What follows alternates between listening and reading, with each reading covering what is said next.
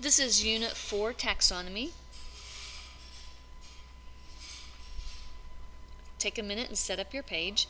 And the TEKs we're looking at this one is Biology 8C. This will be the last of the notes in this unit. And Biology 8C says that you're going to compare characteristics of taxonomic groups.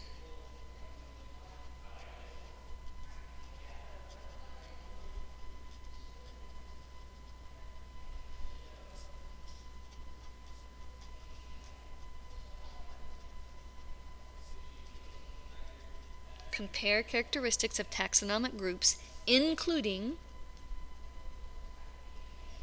archaea, bacteria, protists, fungi,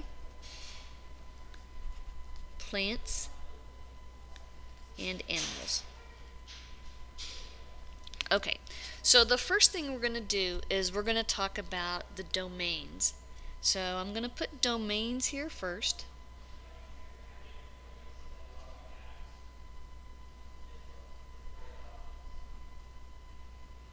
And there are three major domains. The first one is eukarya, E-U-K-A-R-Y-A. The second one, and I'm going to kind of skip it over here a little bit, is bacteria. And the third one is archaea. And I'm going to put these guys, oh, I should put them in squares, just like the word domain. How about that? We'll put them in squares. So when we talk about these are the three domains. Okay? So the three domains here. These domains are really, really important.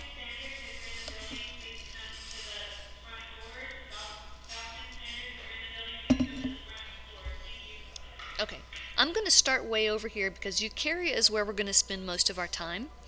But I'm going to separate these two little guys right here.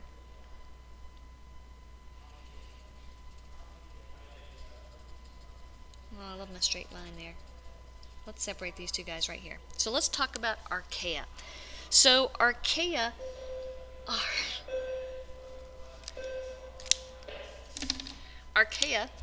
are prokaryotic. There's the first word that you really need to know. I'm pretty confident you guys have heard that word before.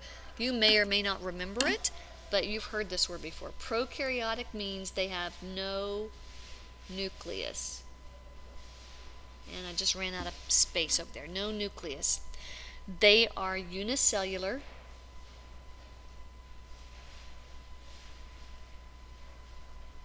Unicellular. Unit is one, so they have one cell.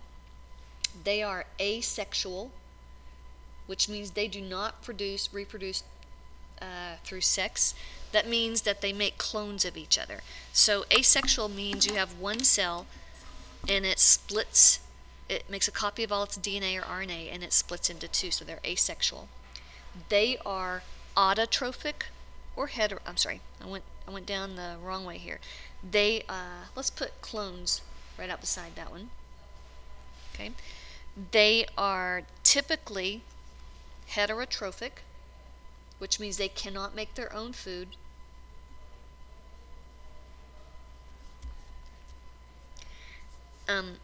They are anaerobic for cellular respiration. So here's a new phrase here. A-E-R-O, anaerobic cellular respiration. I'm going to put R-E-S-P for respiration. I think you guys know that. And what I'm going to put here is they produce methane. This is really, really weird, okay? These are ancient. They've been around a long, long time. So these are the oldest of the living organisms on the planet. And they live in really harsh environments. You're not going to find them just living around here. They live in really harsh environments. Okay, so I'm going to extend my little squiggly, ugly line down some more. They live in really, really harsh environments. So that's about the archaea. The next ones over here are the bacteria. These are also prokaryotes, which means they have no nucleus, no membrane-bound organelles. They also are unicellular. They reproduce asexually. That means they don't have two different parents. What they have is one organism. It makes a copy of itself, so they're cloning each other. They can be autotrophic or heterotrophs, either one. Some of them can make their own food. So we have prokaryotes. They're unicellular. They're asexual. That's one big dot for those two because they're together. They have unique ribosome structures. This is a new one here. Different from what's over here. That's what makes them really, really different. Unique ribosome structures.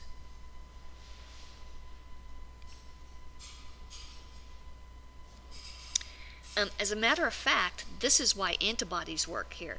So antibiotics. So antibiotics, we make those antibiotics and we focus them on the ribosome. So the antibiotics affect the ribosomes.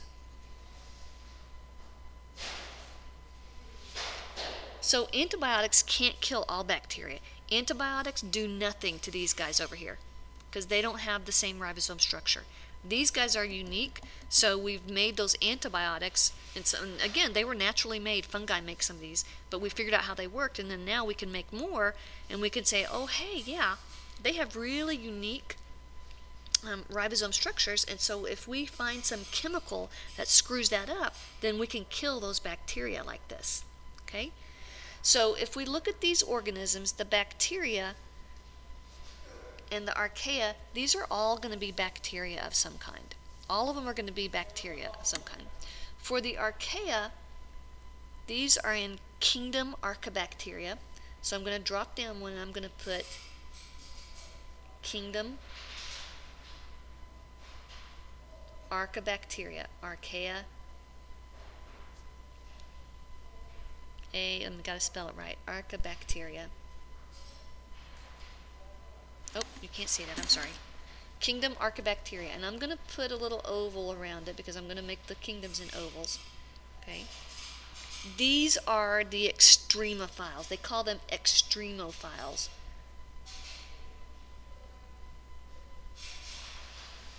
They live in extreme environments, really harsh. They live in really hot, like sulfur springs or hot springs. They live in really cold places. They live in places that have really high pHs or really low pHs, very acidic or very basic.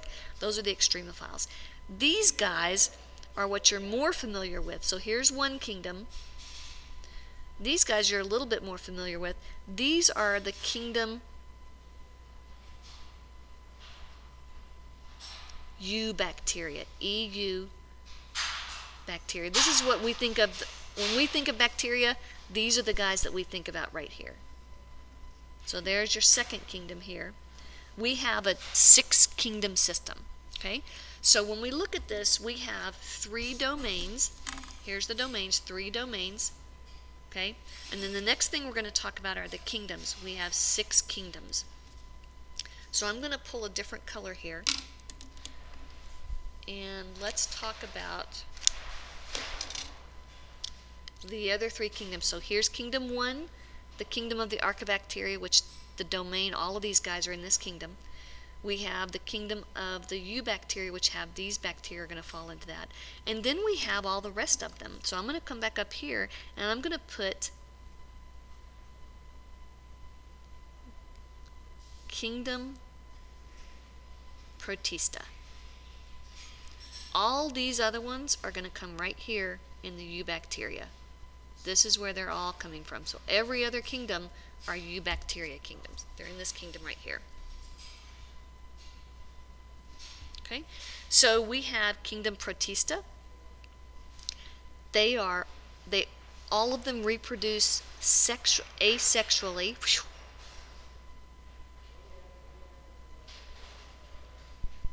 Kingdom Protista, they can all reproduce asexually. That means there's not going to be that tremendous amount. They can do some weird stuff, like they can swap pieces of themselves, but they're basically all clones of each other. They are autotrophs and heterotrophs. Okay, so some of them can make their own food, some can't. They are, almost all of them are unicellular. So the vast majority of them are unicellular. There are some weird examples, exceptions to this, but most of them are unicellular. And examples, paramecium, amoebas. You guys should have looked at these through the microscope. If you haven't, I'll get to them. We'll look at that. We'll take a minute and look at them through the microscope. So we have kingdom Protista. There's a kingdom. So all the kingdoms are in little ovals here. The next kingdom is kingdom fungi, which we've been working at trying to see some fungi succession in our dung. So kingdom fungi, they reproduce asexually, and some of them reproduce XUA, gotta spell it right, and sexually. Some of them, that means they have sperm, they have egg, and so they can reproduce asexual. They can reproduce sexually also. That means they have two different parents, right? They are heterotrophic. All of them are heterotrophic. They can't make their own food, remember that. Most of these are multicellular. Not all of them. Okay, so there are some terms I'm not defining in here because I expect you know them already. Like a unicycle. A unicycle has one wheel. A bi is two. Bi has two wheels. A tri has three wheels. Uni means one cell, so it's one-celled organism. Multi, obviously multicellular, means they have more than one cell that make up their bodies. So kingdom fungi, they are asexual and sexual. They can reproduce both ways. It just depends on the organism. They are heterotrophic. Most of these are multicellular, and they are non-motile, means they can't move around on their own.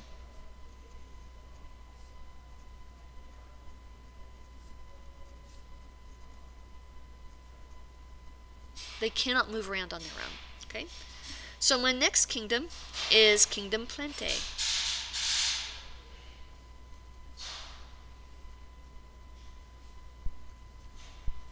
You know, these, I'm writing them in the Latin. You can say it's the kingdom of Protists, the kingdom of fungi, the kingdom of plants. They're all working here, so it's okay. So these guys reproduce sexually, which means you have male and female. Some of them actually have both parts on one. Like there are a lot of flowers that have both male and female parts on them, so it just depends on what's going on there, what type of organism it is. But they have sexual reproduction. You can clone them, so they can also have asexual reproduction, but the vast majority reproduce through sexual reproduction. These are all autotrophic. They make their own food. You guys already know that. Autotroph means they make their own food.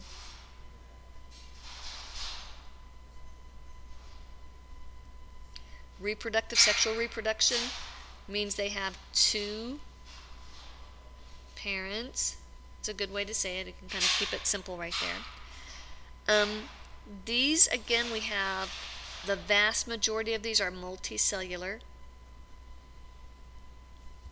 and they are non-motile. Oh, I didn't give examples up there. Examples, you guys come up with some examples of plants.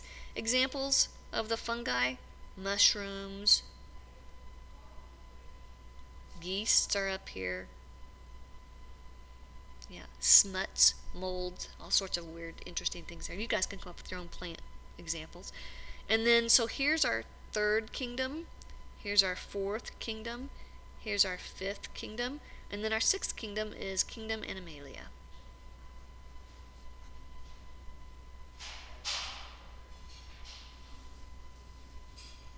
And this is our sixth kingdom. So kingdom Animalia. And with these, they are all heterotrophic. You guys all know that animals cannot make their own food.